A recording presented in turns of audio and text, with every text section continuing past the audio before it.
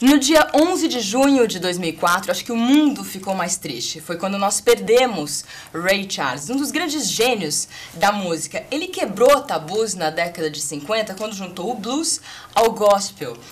Há 10 anos eu estive aqui em Nova York e assisti ao vivo o Ray Charles e eu tive o prazer de ouvi-lo. Hoje, depois de 10 anos, eu estou aqui com Jamie Foxx. Hi, nice to meet you. Congratulations for the movie. You're amazing. Thank you so much. Thank you. Então, eu tô com esse ator maravilhoso que personificou o Ray Charles pro filme Ray, que é a biografia do Ray Charles, de uma forma maravilhosa. I'm saying to the Brazilians that you did an amazing job. That's great. But I want to know exactly, when you met Ray Charles and he said, this kid can do it, he's the one. Yeah. I felt great. I mean, you know, when you look at Ray Charles, he was a legend of ours, you know, growing up as a kid.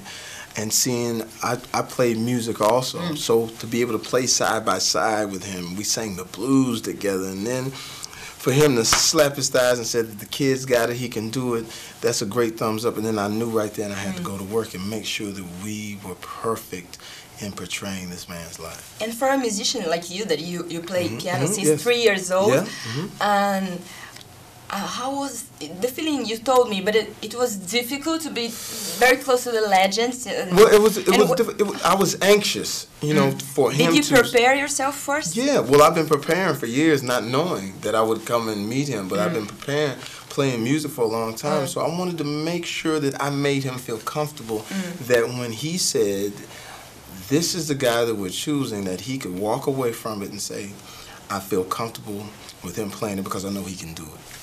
Yes, and sometimes we cannot see the difference. I think you heard a lot about all the journalists between you and Ray. And what points you paid attention when you worked with him to change you?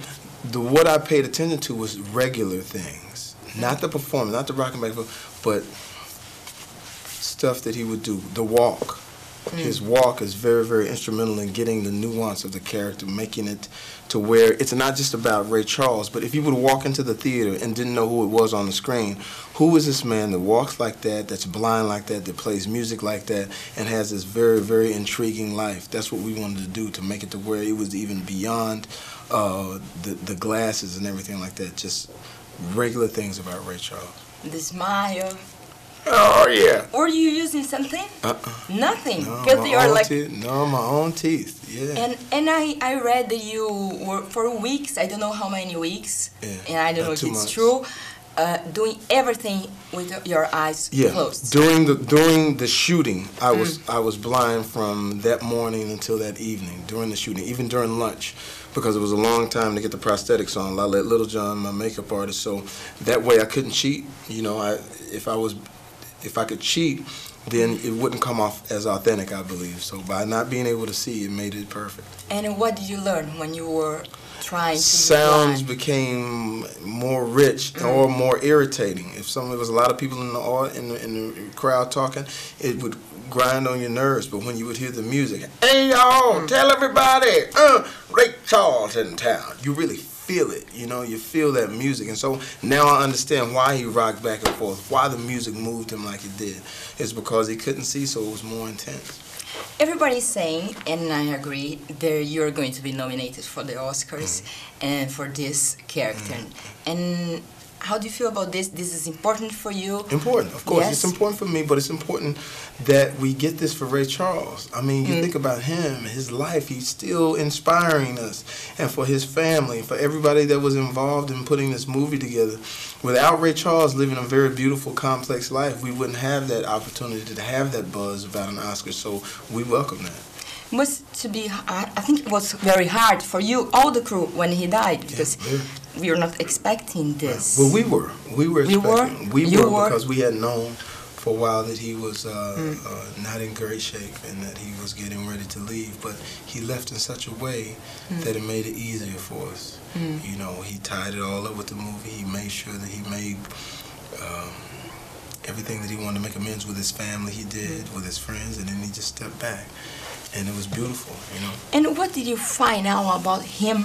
Okay, let's forget about the papers and talk about him. What did you find out that he really amazed you, that you didn't know? That his courage.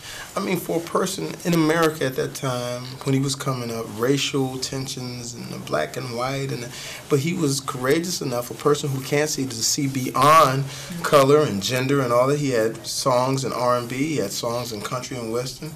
I mean, here's a man who said, I will not be denied my music, and I will not let anybody be denied my music. From Brazil to Germany, from France to Venice, Italy, everybody knows about Ray Charles, and it's because he had the courage enough to make sure that he got that music out there.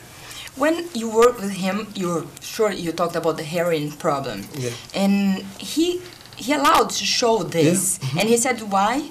Yeah, because he wanted people to know. He wanted people to know, for one, the bad of doing the drugs, and to know that I have imperfections. I'm not a perfect person, you know. And I think that's what you identify with. If it was just a piece where everything was nice, you'd be like.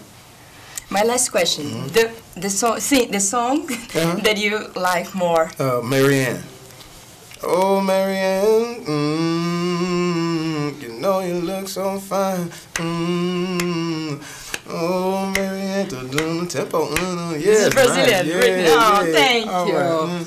Very nice to meet you.